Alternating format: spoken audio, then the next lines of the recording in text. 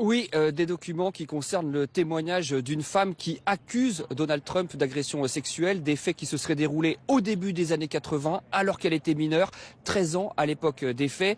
Elle explique que Donald Trump l'a forcée à lui faire une fellation et l'a ensuite frappée violemment à la tête. Ce témoignage, cette victime présumée, a été jugé crédible. Elle a été entendue à 3 reprises par le FBI. Le problème, c'est que ces PV d'audition et les notes du FBI accompagnant ces accusations ont disparu. Ils n'ont en tout cas pas été publiés par le ministère de la Justice. Plusieurs médias américains se sont aperçus en observant les numéros de série qu'il y avait des trous dans les fichiers qui ont été publiés. Il manque une 50aine de pages. Alors sous la pression médiatique et la pression politique, puisque plusieurs élus démocrates sont montés au créneau, le ministère de la Justice aujourd'hui s'engage à passer en revue tous ces documents et à publier les éventuels fichiers manquants. Il faut rappeler qu'au sein du ministère de la Justice, c'est le numéro 2 qui est chargé de cette affaire. Il s'appelle Todd Blanche.